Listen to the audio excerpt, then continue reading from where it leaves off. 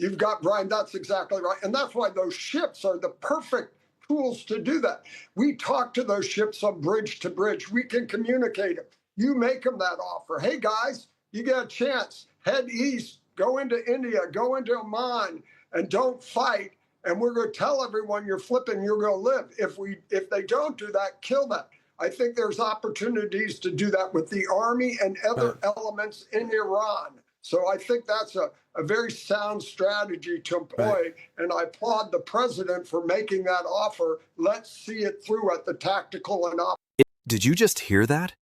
On national TV, the message was simple: flip or die. That is not analysis. That is a permission slip for escalation, and it comes with a price tag. Not just in blood, in gas prices, in global chaos, and in a democracy that gets bypassed. Because the Strait of Hormuz is a real choke point. The U.S. government says huge oil volumes pass there, and Reuters reports tanker traffic hit zero during this war. So here is the question: who authorized this war footing? Who is accountable if it expands? And why are TV hosts cheering it on? In just the last 72 hours, America's bomber force has struck nearly 200 targets deep inside of Iran. You may have heard the president say just a little while ago that we have sunk or destroyed 24 ships. That was true at the moment. We're now up over 30 ships. And in just the last few hours, we hit an Iranian drone carrier ship. The president gave us another task: to raise or level Iran's ballistic missile industrial base. So we're not just hitting what they have, we're destroying their ability to rebuild. And so as we transition to the next phase of this operation, we will systemically dismantle Iran's missile production capability for the future. So here is what they are not telling you. War talk has a domestic cost. It hits your wallet fast. NPR reports about 20% of global oil use moves by Hormuz. That is not a talking point. That is a supply reality. NPR also warned gas prices could rise within days, and the EIA calls Hormuz the world's most important oil choke point. The EIA says oil flows averaged 20 million barrels per day in 2024. That is about 20% of global petroleum liquids consumption. So when TV guests push escalation, it is not over there. It can mean higher prices here. It can mean economic pain for seniors on fixed incomes.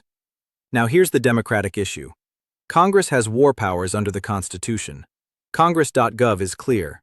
Congress can declare war, and CRS explains the war powers resolution process. It requires consultation and reporting, and it creates a clock for Congress to act.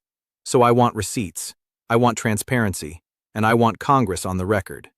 Missiles and drones coming out of Iran, and that's still happening. So that's something that would remain number one in my priority list. If we can make sure they can't project power, then we have all the time in the world to go in and take out their production facilities, focus on the IRGC, focus on the nuclear power.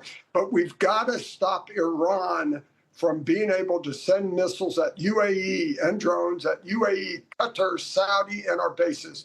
That still has to be top of the list. And going 5 days now may have been too long. So we've got to stop that first, because then we have the time to do everything else we said. And as you said, I have friends in Iran. I'm hearing from them, and they're all cheering. They've been waiting for this for decades, and they're looking for that opportunity when they can directly get involved, when the IRGC and the leadership is then decimated enough to give them that opportunity. And then third, Brian, I think this is where cable war coverage gets dangerous.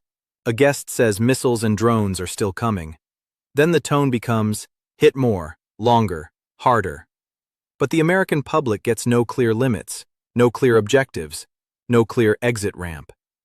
And then we heard the most chilling part. Flip or die. That is not accountability. That is moral numbness on television. If officials want expanded force, they must make a public case. They must explain risks to Americans, and Congress must weigh in. CRS explains why the War Powers Resolution exists. It was meant to stop presidents acting alone. It created reporting and timelines. That is the law's purpose. So my opinion is simple. If this expands, demand hearings, demand public briefings, and demand a vote. Let me tell you, CENTCOM knows how to do that. I think it'd be very inappropriate for me to lay out their Okay, plan okay. of action. Can I re-ask But the question it's then? doable. Let me re-ask the question. It's what just happened. They can sell war, but they won't show the plan. And I'm not asking for operational secrets. I'm asking for democratic clarity. What is the mission? What is the limit? What is the end? Because the cost is not abstract. NPR reported oil market shocks and gas price risk. Reuters reported traffic grinding down. EIA explains why this choke point is critical. So here is my strong opinion. Cable news should stop glamorizing violence, and elected leaders must stop hiding behind TV segments. If force is used, Congress must own it. That is what a democracy requires.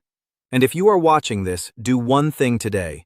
Call your member of Congress. Tell them, hearings, votes, and public accountability. No blank checks, no endless war. If this video opened your eyes, hit that subscribe button right now, because this story is just getting started, and I cover it every single day.